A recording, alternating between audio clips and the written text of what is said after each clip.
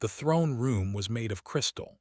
Light from the three suns outside passed through the walls and created rainbows on the floor. It was beautiful, but Princess did not notice the beauty today. She stood frozen in the center of the room, her silver skin pale with shock, her violet eyes wide with disbelief. Her mother Empress sat on the crystal throne above her. The Empress was old now, her silver skin showing lines of age, but her eyes were still sharp and wise. She had just spoken words that could not accept. "You want me to marry a human," said. Her voice echoed in the empty throne room. "Mother, this cannot be true." The Empress did not smile. She did not show any emotion at all. This was the way of the people. They believed that emotions were dangerous, that feelings made you weak. For 12,000 years, they had ruled their part of the galaxy with logic and wisdom, not with passion or anger. "It is true," the Empress said. "The marriage will take place in 1 month." Shook her head. She took a step backward, her long silver gown moving across the crystal floor. "I do not understand. Why would you do this to me? Humans are. They are nothing. They are primitives. They only discovered space travel 100 years ago. We have been among the stars for thousands of years." The Empress was quiet for a moment. Then she raised one hand and made a gesture. The air in front of shimmered, and a holographic display appeared. It showed numbers and charts and data that did not want to see. "Look at these numbers, daughter," the Empress said. "Look at them carefully." Looked. The numbers showed birth rates for the people over the past 500 years. The line on the chart went down and down and down. 500 years ago, millions of children were born each year. Now, the number was in the thousands. "Our people are dying," the Empress said. Her voice was calm but could see something in her mother's eyes. It looked like fear. "Our genetic line has become too pure. We have not changed in 10,000 years. Our bodies are failing. Our children are born weak. Many do not survive." Felt cold. She had heard whispers about this problem, but she had never known how bad it truly was. "The scientists have searched for a solution for centuries," the Empress continued. "They have tried everything. Nothing works. Our genetics are too similar. We need new blood, daughter. We need diversity." "But why humans?" asked. "There are hundreds of species in the galaxy. None of them are compatible with us," the Empress said. "The scientists have tested every species they could find. Human genetics are the only ones that can mix with ours. It is strange, almost like a miracle. Their DNA is different enough to bring us diversity, but similar enough to create healthy children." Felt sick. She walked to one of the crystal windows and looked out at the city below. The capital city of the empire spread out before her, towers of crystal and light reaching toward the sky. Millions of her people lived down there, and they were all slowly dying. "I have read about humans," said quietly. "They are violent creatures. They fought wars against each other for thousands of years. They almost destroyed their own planet with pollution and bombs. They spread across the stars not to explore, but to escape the mess they made. How can you ask me to bond with such a creature?" The Empress stood from her throne. She was tall and graceful, even in her old age. She walked down the steps and stood beside her daughter at the window. "I know this is hard," the Empress said. "I know this is not what you dreamed of. When you were a child, I told you stories about finding love, about choosing your own path. I am sorry that I cannot give you that." Felt tears in her eyes, but she did not let them fall, did not cry. Crying was weakness. "The human will arrive tomorrow," the Empress said. "His name is Daniel Carter. He is a commander in their space fleet. He has agreed to this marriage because his leaders asked him to. They want peace between our peoples. They want trade and cooperation. And he is said to be a good man." "A good man," repeated. The words felt strange in her mouth. What does that even mean for a human? The Empress put her hand on shoulder. It was a rare gesture of affection for their people. "I do not know," the Empress admitted. "But I need you to find out. I need you to give him a chance. Our survival depends on it, daughter. The survival of everyone you see down in that city, the survival of our entire species. Looked at her mother. For the first time in her life she saw how tired the Empress looked, how worried, how desperate. "And if I refuse?" asked. The Empress was quiet for a long moment. "Then our people will continue to fade. In 500 years, maybe less, there will be no more. Our art, our music, our history, our knowledge. It will all be lost. We will become nothing but a memory, a footnote in the history of the galaxy." Closed her eyes. She thought about her people. She thought about the children who would never be born, the songs that would never be sung, the discoveries that would never be made. She thought about her mother, who had carried this burden alone for so many years. "I will meet him," said finally. "I will meet this human, but I make no promises, mother. I will not pretend to love a creature I despise." The Empress nodded. There was relief in her eyes, but also sadness. "That is all I ask," she said. "Meet him, talk to him, try to see past your prejudice. Humans are young, yes, they are flawed, but they have survived things that would have destroyed other species. There may be more to them than we know." Said nothing. She simply stood at the window and watched the sun set over her dying empire. Tomorrow, her life would change forever. Tomorrow, she would meet the human who might save her people. She did not know if she could ever accept him. She did not know if she could ever see him as anything more than a primitive creature from a primitive world. But she would try. For her people she would try. The suns disappeared below the horizon, and darkness fell over the crystal city. Somewhere out in space, a human ship was approaching, and on that ship, a man named Daniel Carter was preparing to meet his future wife. Neither of them knew what the future would bring. Neither of them knew that this strange arrangement would change not just their lives, but the fate of two civilizations. For now there was only uncertainty and fear and a small, fragile hope that somehow, against all odds, this might work. The human ship was small. Watched it descend from her balcony, and she felt almost insulted by how simple it looked. Ships were works of art, graceful and beautiful, covered in crystal patterns that caught the light. This human vessel was gray and blocky, built for function rather than beauty. "Typical," she muttered to herself. "They cannot even make a proper ship." Her handmaiden stood nearby. Was young for only 200 years old, and she still had a curious nature that most of their people lost with age. "I have read that human ships are very strong," said. "They build them to survive damage, not to look pretty." Gave her a cold look. "Are you defending them?" Lowered her eyes. "No, princess, I am simply sharing what I have learned." The ship landed on the crystal platform below. A door opened, and several figures stepped out. Most of them wore formal uniforms with many symbols and decorations, but one figure stood apart from the others. He was taller than the rest, with dark hair and a calm posture. He did not look around nervously like the others. He simply stood still and waited. That must be him, thought. That must be Daniel Carter. She studied him from her balcony. He was strange to look at. His skin was a brownish-pink color, so different from the silver of her own people. His eyes were dark, and his face had an odd structure that she found difficult to read. Humans had so many muscles in their faces. They used them to show emotions that they had learned to hide long ago. "He does not look like a monster," observed quietly. "Monsters rarely do," replied. The formal dinner was held that evening in the great hall. Hundreds of nobles gathered to see the human delegation. They whispered behind their hands and stared with curious eyes.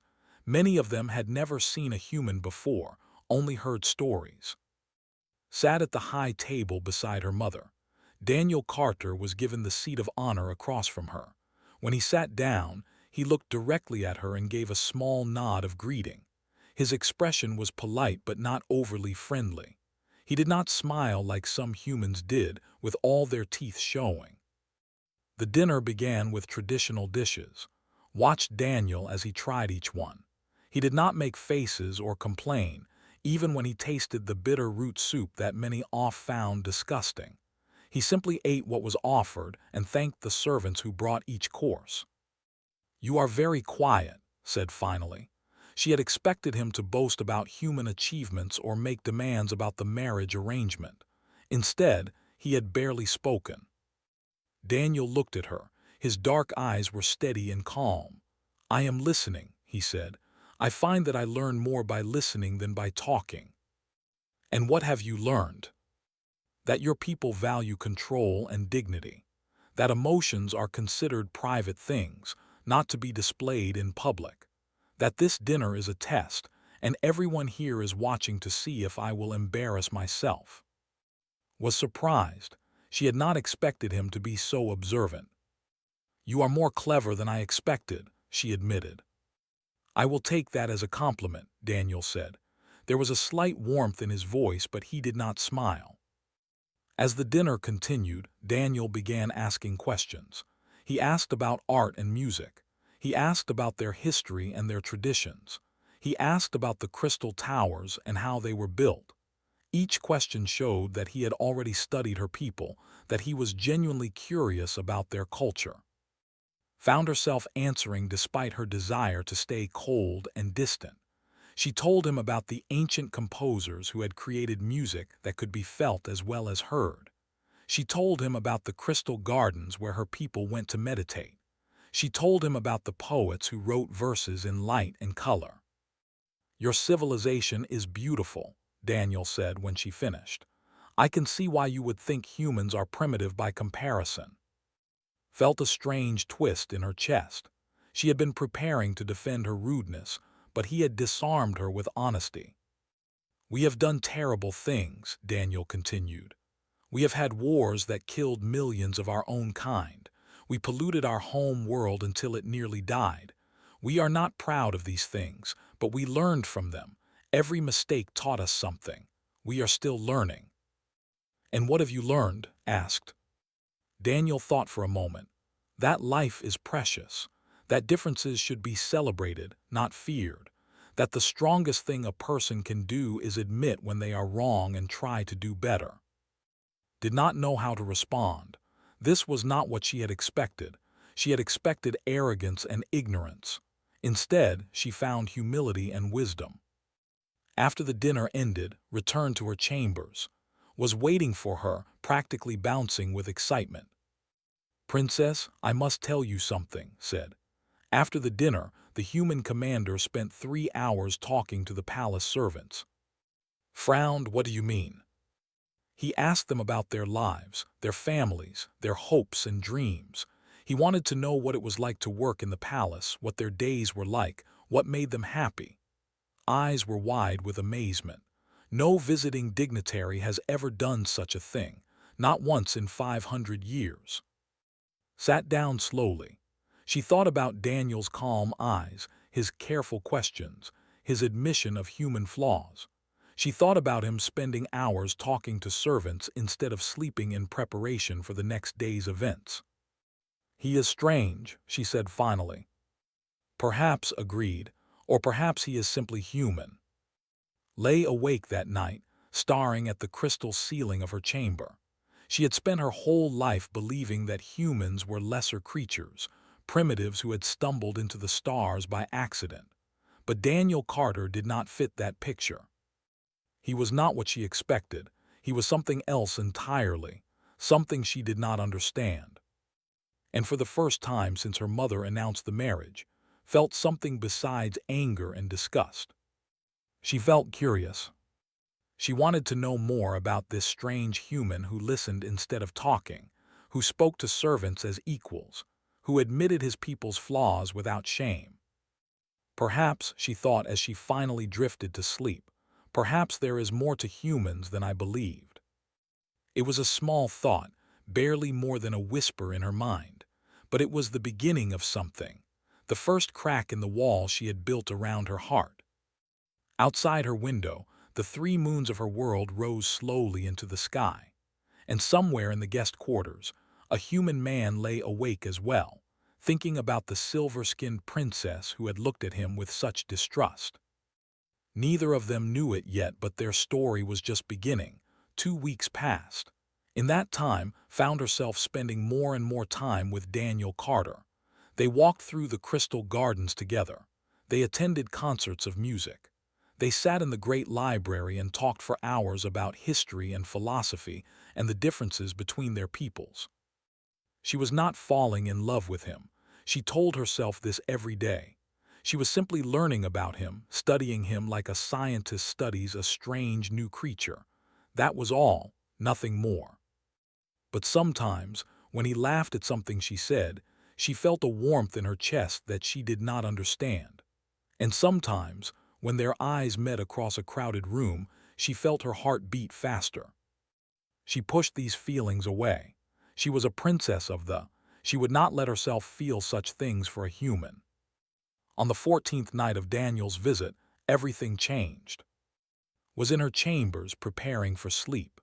Was brushing her long silver hair, telling her about the latest gossip from the servant quarters. Outside, the 3 moons were high in the sky, casting silver light through the crystal windows. Then the first explosion shook the palace. The sound was like thunder but louder. The crystal walls trembled. Somewhere far away, voices began to scream. Jumped to her feet. What was that? Before could answer, more explosions followed. The lights flickered and went out. Through the window, could see fire rising from the east wing of the palace. Ships were in the sky, dark, ugly ships that she recognized immediately. She whispered, "The collective is attacking us." They were enemies of the. They were a brutal species that had fought wars against the Empire for thousands of years. There had been peace for the last century, but some groups within the collective had never accepted it. They wanted to destroy the forever. "Princess, we must go," said. Her voice was shaking with fear. "We must find the guards." They ran into the corridor. The palace was in chaos. Nobles were running in every direction, screaming and crying. The sound of energy weapons filled the air. Somewhere close, glass was breaking. Grabbed hand and pulled her toward the safe room.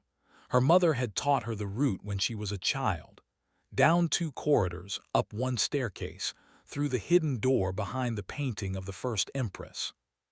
But they never made it that far. A group of soldiers appeared around a corner.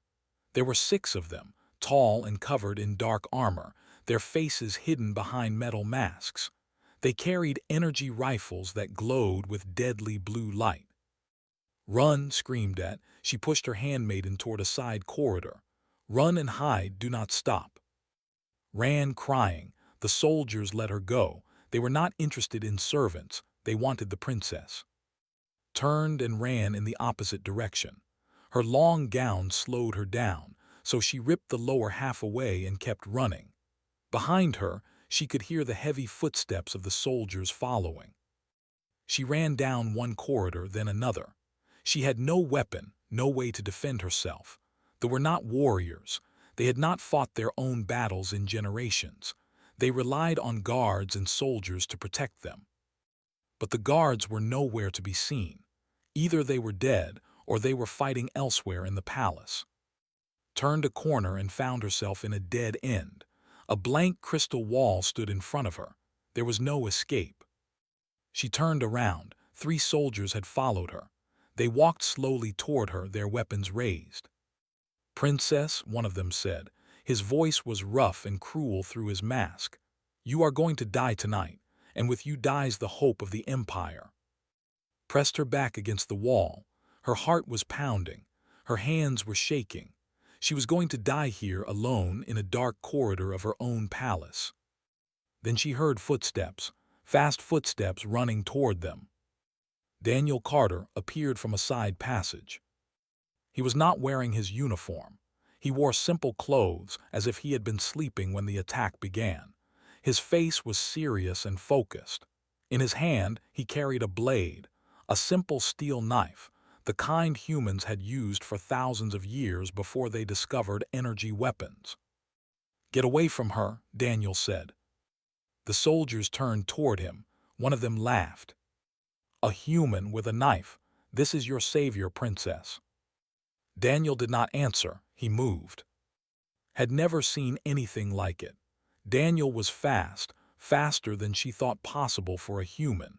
He ducked under the first energy blast and drove his knife into the gap between the soldier's armor plates. The fell with a scream. The second soldier tried to aim his rifle, but Daniel was already moving. He grabbed the rifle and twisted it aside, then struck the soldier in the throat with his elbow. The choked and collapsed. The third soldier fired. The energy blast hit Daniel in the arm. He grunted with pain but did not stop. He threw his knife. It flew through the air and struck the soldier in the eye slot of his mask. The fell backward and did not move again. Then there was silence. Daniel stood among the fallen soldiers, breathing hard. Blood ran down his arm where the energy blast had burned him. He looked at with those steady dark eyes. "Are you hurt?" he asked. She could not speak. She could only shake her head. Daniel nodded. He walked over to her and gently took her hand. "Come, we need to find somewhere safe." He led her through the palace, moving carefully, checking each corner before they turned. His wounded arm dripped blood on the crystal floor, but he ignored the pain. His only concern was keeping her safe. They found a secure room where other survivors had gathered. The attack lasted 2 more hours before reinforcements arrived and drove the away. By then, hundreds were dead, and parts of the palace were in ruins. But was alive because of Daniel. Later that night, as doctors treated his wound, she sat beside him and asked the question that burned in her mind. "Why?" Daniel looked at her. His face was pale from blood loss, but his eyes were still calm. "Why what? Why did you risk your life for me? You could have hidden. You could have escaped. Instead, you ran toward danger with nothing but a knife. Why?" Daniel was quiet for a moment. Then he said something that she would never forget. "Because you needed help, that is reason enough." Stared at him. In that moment, something changed inside her. The wall around her heart, the one she had built with prejudice and pride, began to crack. This human had almost died for her, not for politics, not for the marriage, not for his own benefit. Simply because she needed help. She took his uninjured hand in hers. His skin was warm against her silver fingers. "Thank you," she whispered. It was the first time she had touched him willingly. It would not be the last. The days after the attack were busy and sad. The palace was being repaired. Funerals were held for those who had died. The Empress met with military leaders to plan their response to the collective. But in the middle of all this chaos, something quiet was happening. And Daniel were falling in love. She did not admit it at first. She told herself that she was simply grateful to him for saving her life. She told herself that she was just being kind to him while he recovered from his wound. She told herself many things that were not true. But every day, she found excuses to visit him. Every day, she sat beside his bed and talked with him for hours. And every day, she learned something new about him that made her care for him more. Daniel told her about his childhood on Earth. He had grown up in a small town near the ocean. His family was not rich or important. His father was a teacher. His mother was a nurse. He had a younger sister named Amy who used to follow him everywhere. "She was sick from the time she was born," Daniel said one afternoon. His eyes were distant, looking at something far away. "Her heart was not strong enough. The doctors tried everything, but in the end, there was nothing they could do. She died when she was 8 years old." Felt her chest tighten. "I am sorry." Daniel shook his head. "It was a long time ago, but I think about her every day. She was so brave even at the end. She told me not to be sad. She said that she had lived a good life, even if it was short." "Is that why you became a soldier? Because of her?" "Partly. When Amy died, I felt so helpless. I could not save her. I could not do anything. I promised myself that I would never feel that way again. I joined the fleet so that I could protect people, so that I could save lives instead of watching them end." Understood. She had felt that same helplessness during the attack, trapped in a dead end with soldiers coming toward her. Daniel had saved her from that feeling. He had given her something she could not give herself. In the following days, she shared her own stories with him. She told him about growing up in the palace, surrounded by luxury but always alone. She told him about the pressure of being a princess, the weight of expectation, the constant knowledge that her life was not her own. "Everyone sees me as a symbol," she said, "the princess of the empire, the hope of our people, but no one sees me as a person. No one asks what I want or how I feel. No one cares about the real." Daniel listened. He did not interrupt. He did not offer easy answers. He simply listened, and when she finished, he said something that made her heart ache. "I see you, the real you, and I think you are remarkable." She looked at him with tears in her eyes. They did not cry. It was a sign of weakness. But in that moment she did not care about being strong. She let the tears fall. Daniel reached out and wiped a tear from her cheek. His touch was gentle and warm. "You are more than what they expect you to be," he said. "I have seen it. I saw it when you tore your gown to run faster during the attack. I saw it when you pushed to safety instead of running yourself. You are brave and strong and full of fire. Never let anyone tell you otherwise." That night they walked together in the crystal gardens. The three moons cast silver light on the flowers that bloomed in shades of purple and blue. The air was cool and quiet. "Can I ask you something?" said. "Anything." "Your people live such short lives. 80 years, perhaps 100 if you are lucky. My people live for 1,000 years or more. Does that not frighten you, knowing that your time is so limited?" Daniel thought about the question. They walked in silence for a while before he answered. "It used to frighten me," he admitted. "When I was young, I used to lie awake at night, terrified of dying. I could not understand why we were given so little time when the universe was so big. And now I think our short lives are what make us who we are. We know that every moment matters. We know that we cannot waste time on anger or hatred or fear. We have to love fiercely because we do not have forever. We have to live fully because tomorrow is never promised." Stopped walking. She looked up at the moons and thought about his words. "My people have forgotten how to live," she said quietly. "We have so much time that we waste it. We delay everything because we think there will always be another day. We have become cold and cautious because we are afraid to feel anything deeply." "Maybe that is why you need us," Daniel said. "Not just for our genetics, but for our spirit. Maybe we can remind you what it means to be alive." She looked at him. In the moonlight, his face seemed almost silver, almost like one of her own people. But his eyes were warm in a way that eyes never were. "You already have," she whispered. "You have reminded me of things I thought I had forgotten." She moved closer to him. He did not step back. She could feel the warmth of his body, could hear the beating of his heart. Human hearts beat faster than hearts. She had read that in books, but feeling it was different. It was like a drum, like music, like life itself. "When I first heard about this marriage," she said, "I thought it was a punishment. I thought I was being sacrificed for my people. But now I think it might be a gift." Daniel reached out and took her hand. Their fingers intertwined, silver against brown, alien against human, but somehow fitting perfectly together. "I did not come here expecting to find love," he said. "I came because my people asked me to, because I wanted to help build peace between our civilizations. But from the first moment I saw you, I knew you were special. Not because you are a princess, because you are you." Felt her heart pound against her ribs.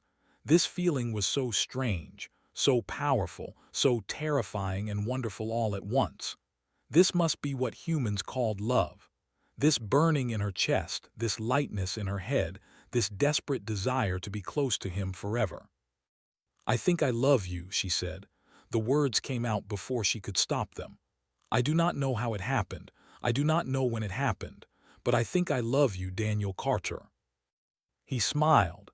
It was the first real smile she had seen from him, and it transformed his face into something beautiful. "I know I love you," he said. "I have known since the night I found you in that corridor. I would have died for you then. I would die for you now. I will love you for every day of my short human life." Under the 3 moons of her world, in a garden of crystal flowers, a princess of an ancient empire kissed a human commander for the first time. And the universe, which had seen so many wonders, witnessed something new. 2 hearts from different worlds beating as one. The wedding day arrived with perfect weather. The 3 suns rose together in the sky, something that happened only once every 100 years. They called it the Trinity Dawn, and they believed it was a sign of great blessing. Even those who had doubted this strange marriage began to whisper that perhaps the universe approved. The ceremony was held beneath the ancient crystal spires of the capital city. These spires had stood for 10,000 years, witnesses to countless moments in history. Now they would witness something new, the union of 2 species, the joining of 2 hearts from different worlds. Visitors came from across the galaxy. Representatives from 100 civilizations filled the great plaza. There were tall, thin beings from distant star systems. There were small creatures with glowing eyes from worlds of eternal night. There were machines that had become alive and learned to dream. All of them had come to see this moment, this wedding that might change the future of the galaxy. Stood in a small room behind the ceremony platform, looking at herself in a crystal mirror. She wore the traditional silver gown of brides, a dress that had been in her family for 3,000 years. Her silver hair was arranged in an ancient style, decorated with tiny gems that sparkled like stars. Stood beside her, tears streaming down her face. "You look beautiful, princess," said, "the most beautiful bride in all of history." Smiled at her reflection. 3 months ago she had stood in this same room, full of anger and fear and hatred. She had thought this marriage was a prison sentence, a sacrifice of her happiness for the good of her people. How wrong she had been. "I am nervous," she admitted. "Is that strange?" "It is human," said, then she laughed at her own words. "I mean, it is normal, but perhaps human is the right word after all. You have learned to feel again, princess. You have learned to love. The humans have given you that gift." Thought about Daniel. Right now, he was waiting for her at the ceremony platform, wearing the dress uniform of Earth's fleet. She had seen him practice his vows in the human language and in the tongue. He had worked so hard to honor both their peoples. "I used to think humans were primitive," said softly. "I thought they were lesser creatures, stumbling through the galaxy without wisdom or grace, but I was wrong. They are simply different from us, and in their difference they carry something precious." "What is that?" asked. "Fire," said. "They carry fire in their hearts. They burn bright because they know their flames will not last forever, and that burning reminds older species like us what it means to truly live." A bell chimed outside. It was time. Took a deep breath and walked out onto the ceremony platform. The crowd stretched out before her, thousands of faces from dozens of species. The crystal spires rose around them like frozen flames reaching toward heaven. Music played, a blend of harmonics and human strings that somehow worked together perfectly. And there was Daniel, standing at the center of the platform, waiting for her. He wore his dark uniform with a single medal on his chest. Knew the story behind that medal now. He had earned it years ago, saving refugees from a burning space station. He had carried children through smoke and fire, refusing to leave until everyone was safe. That was who he was. That was the man she loved. She walked toward him, her gown trailing behind her like silver water. With each step, she felt lighter. The fear and doubt that had haunted her for months fell away like leaves in wind. When she reached him, Daniel took her hands in his. His skin was warm against hers, as always. His eyes were full of love. "You are beautiful," he whispered. "So are you," she whispered back. The ceremony began. An ancient priest spoke words that had been spoken at royal weddings for thousands of years. Then a human chaplain added blessings from Earth, promises of love and partnership and mutual respect. When it was time for their vows, Daniel spoke first. He said, "I came to your world as a stranger. I expected nothing but duty. But you gave me something I never thought I would find, a love that crosses the stars, a bond that breaks all boundaries. I promise to honor you, to protect you, to stand beside you through whatever challenges come. My life may be short by your measure, but every moment of it belongs to you." Tears ran down Dan's face. She did not care about being dignified. She did not care about looking weak. She only cared about the man standing in front of her. "Daniel," she said, "I was taught to fear your kind. I was taught that humans were dangerous and primitive and unworthy of our attention, but you showed me the truth. You showed me that humans are brave and compassionate and full of a fire that we have forgotten. You saved my life, but more than that, you saved my heart. I was cold before I met you. I was empty. You filled me with warmth. You taught me to feel again. I will love you for all of my 1,000 years, and it will never be enough." They exchanged rings, a human tradition that had chosen to include. Then, according to custom, they pressed their foreheads together and shared a breath, becoming one spirit in two bodies. The crowd erupted in cheers and applause. Every species, every civilization, every being in that plaza celebrated together. It was a moment of pure joy, pure hope, pure possibility. Later that night, after the feasting and dancing and countless congratulations, found a quiet moment with her mother. The Empress looked older than ever, but her eyes were bright with happiness. "You seem at peace, daughter," the Empress said. "I did not expect it." Looked across the great hall to where Daniel was laughing with. He was trying to learn a traditional dance and failing completely. His movements were clumsy and wrong, but he did not care. He was having fun. He was alive. "Neither did I," admitted. "But I understand now, Mother. Humans are not lesser than us. They are simply different, and perhaps in their difference they carry exactly what we need." The Empress followed her gaze. For the first time in many years, she allowed herself a small smile. "Perhaps they do," she said. "Perhaps they do." Walked to her husband and took his hand. He stopped dancing and looked at her with those warm, dark eyes that she loved so much. "Are you happy?" he asked. She thought about the question. 3 months ago, she would have said that happiness was a weakness, an emotion to be controlled and hidden. But Daniel had taught her that happiness was a strength. It was the fuel that kept the fire burning. "Yes," she said, "I am happy. For the first time in my very long life, I am truly happy." They danced together under the crystal spires, a princess and a commander, silver skin and brown, ancient and young, different but the same. Outside, the 3 moons rose into the sky. New stars appeared, billions of lights in the endless dark. Somewhere out there, other civilizations were being born and growing and reaching for the heavens. And on one small world, 2 people from different species had found each other against all odds. They had proven that love could cross any boundary, that understanding could overcome any prejudice, that the future was not something to fear but something to embrace. The universe was vast and strange and sometimes cruel, but it was also beautiful, full of wonders waiting to be discovered. And tonight, in a palace of crystal, a new wonder had begun. A new beginning. A new hope. A love that would shine across the stars forever.